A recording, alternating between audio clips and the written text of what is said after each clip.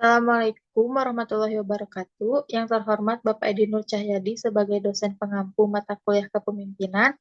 Sebelumnya izin memperkenalkan diri, saya Alifa Desviana dengan NIM akhir 016 dan ada teman saya Chelsea Hereni Putri dengan NIM akhir 009 dan ada Kaila Maharani Afilian dengan NIM akhir 019. Di sini kami kelompok 5 akan mempresentasikan mengenai rencana tugas mahasiswa yang keempat dengan materi menghubungkan film dengan materi kepemimpinan dari pertemuan 1 hingga pertemuan 15. Untuk mempersingkat waktu, akan saya lanjutkan ke materi. Pemateri pertama ada Chelsea. Kepada Chelsea, saya persilahkan.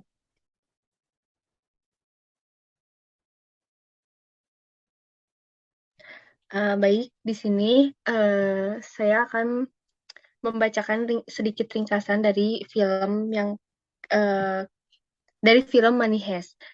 Suatu komplotan yang beranggotakan 8 orang. 8 orang ini ada Tokyo, Rio, Berlin, Moskow, Denver, Oslo, Helsinki, dan Nairobi dengan latar belakang yang mempunyai catatan kriminal untuk merencanakan perampokan di Badan Percetakan Uang Spanyol. Sementara pimpinan komplotan tersebut mengakali para polisi agar ia bisa mewujudkan rencananya dari jarak jauh.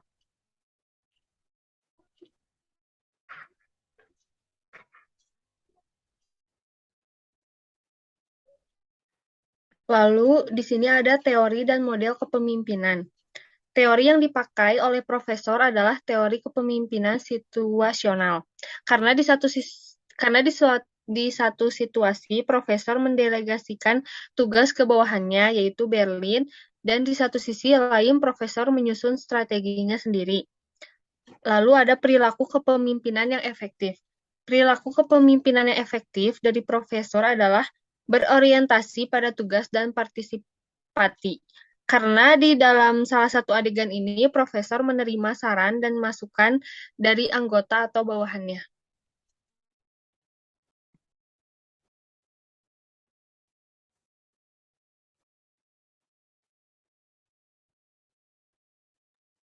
Selanjutnya ada kepemimpinan partisipasif, delegasi, dan pemberdayaan.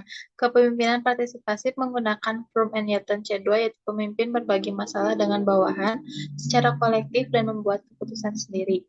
Pendelegasian dan pemberdayaan. Profesor memonitor bawahannya dari jarak jauh. Kemudian ada kekuasaan dan pengaruh.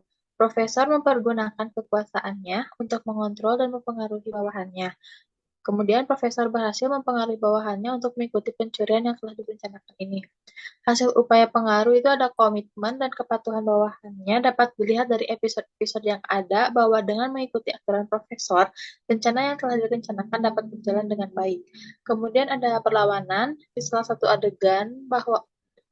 adegan bawahannya Berlin melanggar aturan yaitu memerintahkan salah satu koleganya untuk membunuh salah satu sandera.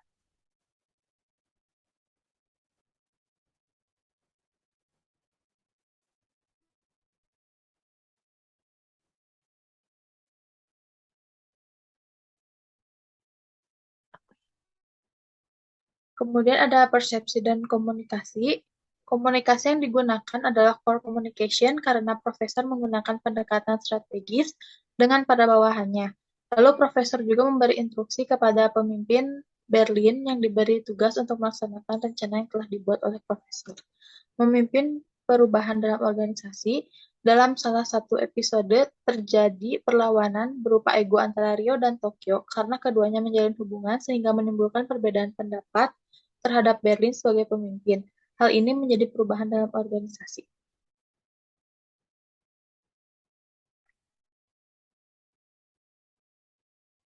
Lalu ada pengembangan keterampilan kepemimpinan. 5 bulan sebelum melakukan perampokan, profesor mengajak bawahannya untuk tinggal di sebuah rumah yang jauh dari perkotaan untuk melatih dan mengasah skill yang dibutuhkan oleh para anggota. Eh, skill yang skillnya itu ada pelatihan menembak, lalu ada medis berupa bedah, pengobatan, dan lain-lain. Lalu ada perancang strategi, pengembangan rencana strategi, mengembangkan mengembangkan perancangan strategi. Hal ini adalah pelatihan formal. Lalu setelah adanya pelatihan ini, profesor selalu memberi feedback ke bawahannya. Lalu ada kepemimpinan strategis dan etis oleh para eksekutif. kepemimpinan strategis dan etis oleh salah satu karakter yang ada di film. Di film ini yaitu Raquel. Raquel ini adalah seorang inspektur polisi. Eh, Ethical leadership yaitu upaya untuk mempengaruhi perilaku etis kepada orang lain. Raquel ini melakukan negosiasi dengan profesor agar dapat terus berkomunikasi dan untuk mengetahui kondisi para sandera. Hal ini dilakukan Raquel agar profesor dan komplotan lainnya menyerah. Lalu ada poin-poin penting atau inspirasi. Nah, di sini ada 4 poin-poin penting. Yang pertama ada selalu menjaga kekompakan untuk mencapai tujuan. Yang kedua, jika membuat rencana harus memikirkan kegagalannya dan juga harus membuat rencana cadangan lainnya. Yang ketiga, harus bisa membedakan antara urusan pribadi dengan kelompok. Lalu yang terakhir adalah selalu teliti dalam melaksanakan tugas.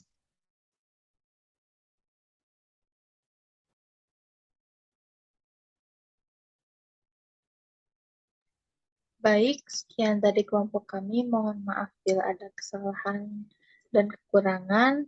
Wassalamualaikum warahmatullahi wabarakatuh.